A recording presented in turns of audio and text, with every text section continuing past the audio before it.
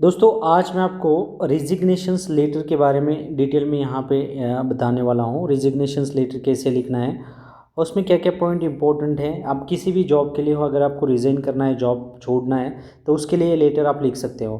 तो first starting आपको रिजिग्नेशंस letter ऊपर लिखना है। उसके बाद में है मैनेजर का नेम।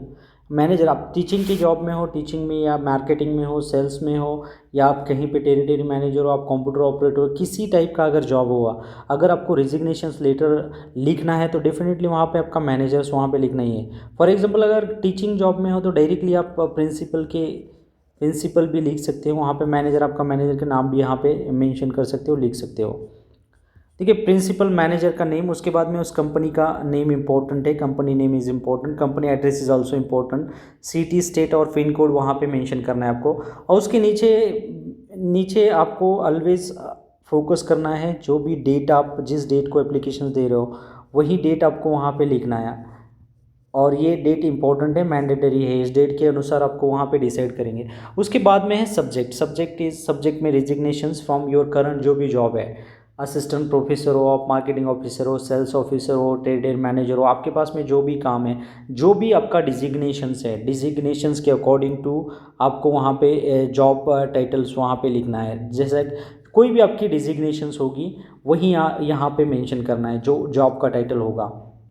उसके बाद में है डियर मैनेजर। यहाँ पे डायरेक्टली मैनेजर का नेम भी लिख सकते हो या डियर मैनेजर भी आप लिख सकते हो। डियर मैनेजर, मैनेजर हैं तो डेफिनेटली वहाँ पे आप एग्जैक्टली वही लिख सकते हो, डायरेक्टली कोई प्रॉब्लम नहीं आएगा इसमें। और उसके बाद में है डायरेक्टली आप यहाँ पे जो मैं वहाँ सेंटेंस लिखूँगा वही आपको उस लेटर में भी लिखना है। जो भी आपका जॉब होगा कोई प्रॉब्लम नहीं आएगा उसमें। I am writing to formally resign from my current position बताओगे आप, यहाँ पे करंट लिखोगे, जो एक वर्ड हो गए हैं ये करंट पोजीशन, क्योंकि आपकी जो भी रिजिग्नेशन से आपका पोजीशन से वहाँ पे आप रिज़ाइन कर रहे हो। I am writing to formally resign from my current position as a, जो भी आपका जॉब का टाइटल हो यहाँ पे मेंशन करना है। उसके बाद में ऐड कंपनी नेम, जो भी आपकी कंपनी से उसका नेम यहाँ पे। इफेक्टिवली लास्ट वर्किंग डे, आपका जो भी लास्ट वर्किंग डे है वो यहाँ पे मेंशन करना है। जैसे कि मैंने यहाँ पे लिखा है 24 टू और 25, ये लास्ट मेरा डेज है, यहाँ पे मेंशन करना है last working day. 2 weeks from the 2 days date. देखिए 2 डेज डेट के पहले 2 वीक्स हम ये एप्लीकेशन आपको वहाँ पे सबमिट करना है। उसके बाद में I am gratefully for the opportunities I had during my times hairs and I truly appreciated the supports, guidance and experience gain while working with the teams. ये सेंटेंस लिखना मैंडेटरी है, बहुत ही इंपॉर्टेंट है। आप किसी भी जॉब में अगर आपको प्रेशर है, वहाँ पे पॉलिटिक्स है, या आपको लोग वहाँ पे कोऑपरेट नहीं भी करते हो, फिर भी आपको ये चीज़ें वहाँ पे मेंशन करना है। अप्रिसिएट करना, सपोर्ट करना, कोऑपरेट करना या इंकरेज करना, वहाँ पे मोटिवेट करना, ये सब कुछ चीज़ें, guidance, team building, team work के साथ में काम करना, एक्सपीरियंस आपने गेम करोगे, ये वहाँ पे लिखना ही लिखना है, मैंडेटरी है।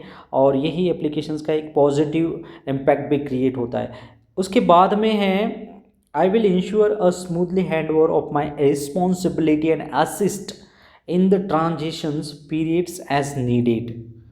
उसके बाद में है thank you once again for the opportunity, मुझे अपॉर्चुनिटी देने के लिए, मुझे काम करने के लिए, इस कंपनी में मैंने काम किया उसके लिए thank you so much for each and every persons.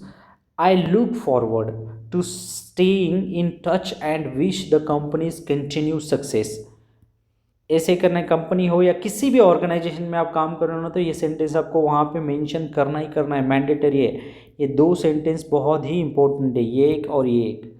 देखिए थैंक यू आपको लास्ट में करना है ईच एंड एवरी पर्सन का। आई लुक फॉरवर्ड टू, जो भी कंपनी है ये होगा कि आगे भी जाके कंटिन्यूसली सक्सेस मिले, ग्रोथ हो, डेवलपमेंट हो उनके इंटरनली, और सब कुछ चीज़ें चेंजेस आए। और उसके बाद में लास्ट में अगर आप एम्प्लॉयज़ हो तो डेफिनेटली वहाँ पे सिंसियरली लिखना मैंडेटरी है, ये आपको अवॉइड नहीं करना है। उसके बाद में आपका नेम इम्पोर्टेंट है, कॉन्टैक्ट नंबर भी लिख सकते हो, यहाँ पे कॉन्टैक्ट नंबर भी आप लिख सकते हो, दोनों ही ज़रूरी हैं। तो ये चीज़ें आपको याद रखना है। जो भी आप कहीं किसी भी जॉब के लिए अगर अप्लाई, किसी भी जॉब में अगर किसी कंपनी में आप काम कर रहे हैं तो डेफिनेटली अगर आपको उस जॉब को छोड़ना है, रिज़ाइन करना है, तो ये लेटर आप ऑलवेज यूज़ करना। This is a very important letter for any types of the resignation. या आपको कोई किसी कंपनी को अगर रिज़ाइन करना है तो इस लेटर का आप यूज़ कर सकते हो। देखिए ये फॉर्मेट है, आप यहाँ पे एक बार ओवरलैप कर सकते हो यहाँ पे। सिर्फ आपको एक बात याद रखना है, जो डेट मैंने आपको यहाँ पे बताया ना, तो this that is a very important. आपको डेट ऑलवेज यहाँ पे लिखना है नीचे, क्योंकि आपकी इस डेट के अकॉर्डिंग टू ही वो फाइनल होगा।